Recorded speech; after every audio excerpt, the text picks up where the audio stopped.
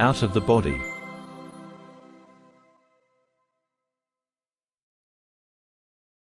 Center for Consciousness Studies. Olá, sou Moisés Esagui e hoje nós vamos para o segundo dia de Aprenda Projeção Astral. Hello, my name is Moisés Esagui and today is the second day of the short course, Learn About Astral Projection. On the first day, I told you how I had my first astral projection.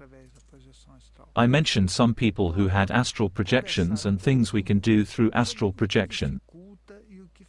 Now, we are going to talk a bit about what makes astral projections easier or more difficult, then you can follow the best way. I will tell you my own experiences, so that everything gets clearer for you.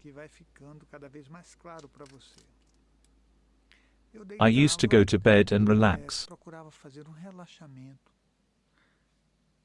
After that relaxing moment, my body started to vibrate. I felt a vibration and also a strong vibration noise in my head. After, a cracking sound, like I had released myself.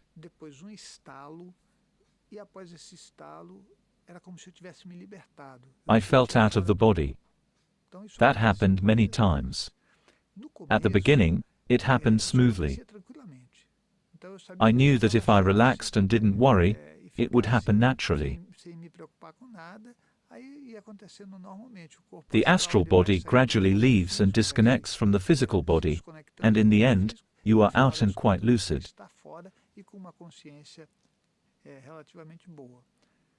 It's good to know that when you leave the physical body, what gives you more or less lucidity is your emotional burdens. The emotional burdens we have in our daily life may either facilitate or hinder the process. This is based on my personal experiences, and they may differ from other people's experiences. I am open to understand. I don't want to impose what I learned or what I am. If you are in a state of anger or rage, in a self-limiting condition, full of hatred or sorrow, it's more difficult, not to leave the body, but to see things clearly when out of the body and bring this information back.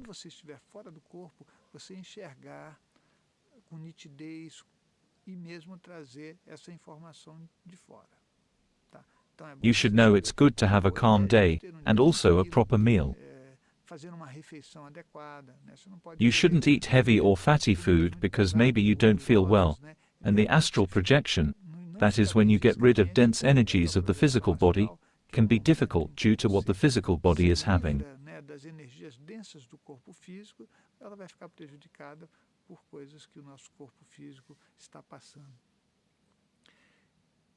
Keep in mind to stay calm. You may ask me, what if I am upset, if I had a fight with someone? Look, anything can happen. It means that if you are mad at someone, you may have an astral projection to escape from that. If you are unhappy with your life, you may also want to escape from it having an astral projection. So, I can't tell you things that I don't believe, and for me this is real. In order to always have lucid astral projections, with some degree of lucidity, clarity, a high perception of the environment, I suggest that you commit yourself to it. You can only achieve it by staying calm, relaxed, interacting well with people and the environment. Enjoy what you do and you won't give up.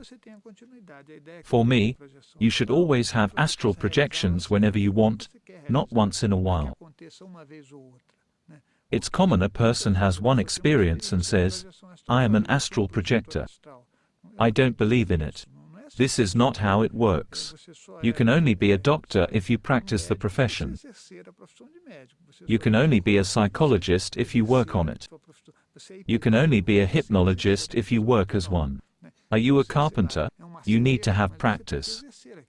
If one day you cut a piece of wood, you can't say, I am a carpenter. You are not. Astral projection is something that also requires practice, in order to get the most out of it. Our emotional burdens are big obstacles. When you are stressed and very angry, you have neither enough focus nor lucidity to be aware when leaving. You can test this in your daily life. If someone irritates you, you become blind. Blind rage, as people say. You do things instinctively without even knowing why. After having overreacted, you apologize. You're in charge of your astral projection. You don't become different when you're out of the body. That's why I say it's good to stay calm in order to always have astral projections under control.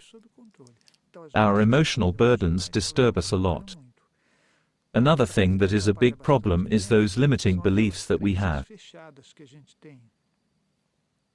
A limiting belief, from my point of view, I am very sincere because I don't want you to think I am judging someone or being arrogant. Everyone is free to believe in whatever they want. But if a person doesn't believe in life after the physical death, during an astral projection that person will obviously see nothing. There is nothing according to them, and we are pretty good at denying reality. It's important to have this perception of spirituality, to accept the existence of aura, chakras, spirits, that we will continue even without the physical body, that we already had other lives. It's important, so that a person doesn't leave the body and sees nothing because they don't want. They may be able to see things even a little fragmented, so this is another thing to be considered. Even if you accept life after death, you need to analyze if your belief is not limited and full of mysticisms. You may mystify things, thinking that astral projections are an evolution stage that you can do wonderful things and be closer to high-level consciousnesses.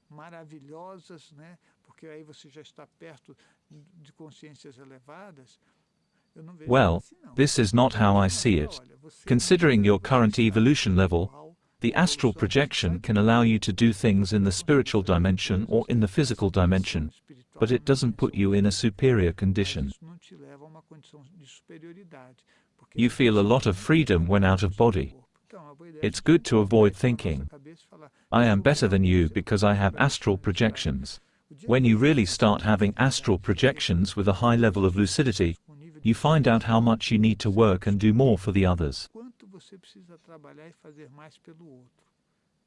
Forget about authority and power, these things we have invented. We work in a different way. The others, after all, are us. Remember to take this into consideration. Look, I have only mentioned 3 items so far. But there's also fear involved in the process of leaving the body. Fear that you may be attacked by harassing spirits, evil spirits, all those things that grow in our imagination and never stop. If you have this fear, let me tell you something. If you are to be attacked by harassing spirits, it is already happening. They don't wait you to leave to attack you. If we have a coherent life, internally organized, with common sense, proper direction, our spiritual experiences will be very positive. If you have experiences of spiritual harassment, it is because you are doing things that attract that. Your needs, those never-ending needs that we have, all kinds of desires, our uncontrolled pursuit of sexuality. We search on the internet everything we can't see. It will certainly not take you to growth and evolution nor to a state of inner bliss. Instead of looking for the balance of higher chakras, you are looking for the unbalance of the lower chakras. You have to think about it so that you don't get stuck in nonsense thoughts, being afraid that a lot of evil spirits may be waiting for you on the other side.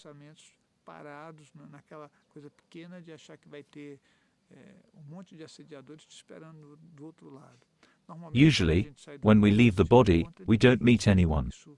That's what happens most, and if by any chance you meet someone, it will be the ones closer to you, like your relatives, close friends, friends who have some connection with you, some attachment. You don't need to be afraid of it. What are the things that help? There are many, such as relaxation and good mood. If you have good mood, it helps a lot because there is a constant circulation of energy. To be in places with a lot of immanent energy certainly helps a lot too. For sure.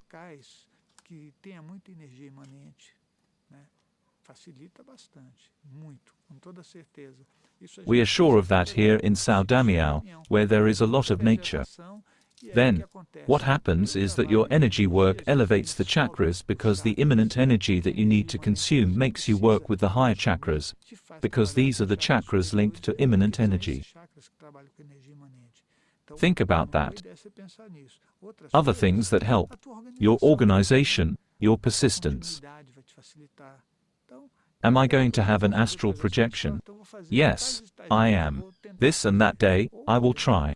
Or, I will try every day. I will try at this time. I will try can be replaced by I will succeed. That's how we achieve success. Otherwise, you will keep trying and going nowhere. Another item that should be deleted from your vocabulary to facilitate the astral projection is try.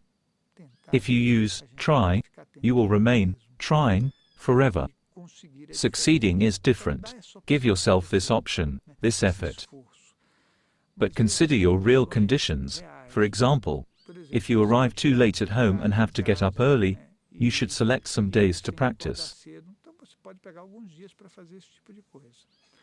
Another thing that is important to know is, to have astral projections from 10 p.m. on, there is a body hormone that induces the sleep, and this hormone can help.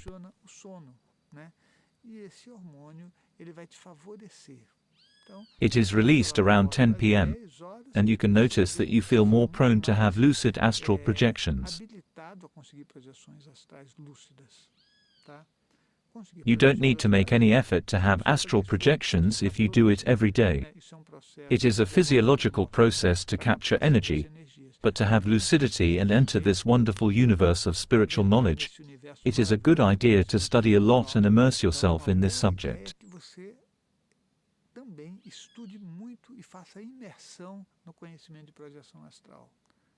Read lots of books, watch movies, join study groups, watch astral projection courses. Search for things that are not mystifiers, that create astounding stories. I think astral projection is a wonderful thing, and it's something everyone can experience, just like laying on of hands. Everybody can practice laying on of hands. It's only a matter of having the knowledge to do it. So, now you have an idea of what hinders and what facilitates the process. If you have any questions, send us a message. We are here to work. The course, Learn About Astral Projection, is a work intended to offer knowledge.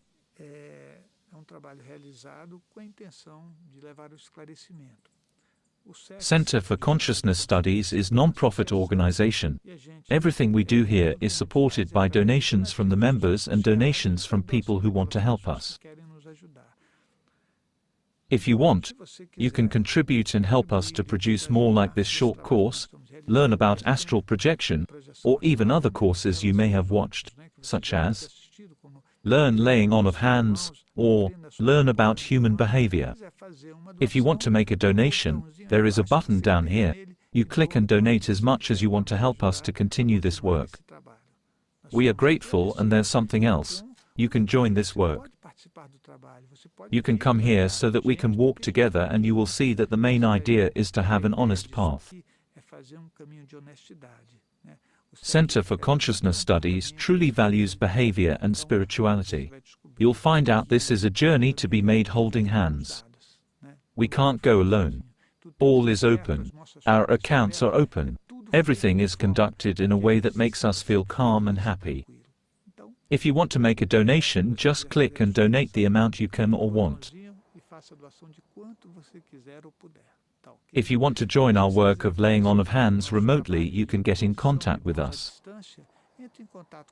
You can find our website, social media or contact information below in the description of this video.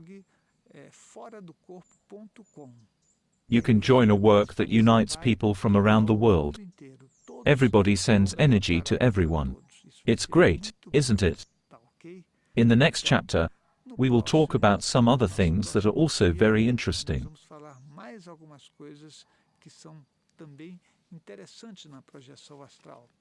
I have to tell you that we will talk about energetic dimensions. You will understand more about the spiritual world.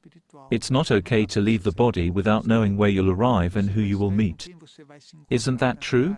But you'll get to know all of that and remain calm and conduct yourself with ease in regard to fears and all those things. All right. I will meet you on the third day and we will keep working together. See you soon. Então, encontro você no terceiro dia e a gente vai continuar trabalhando junto. Então, até lá.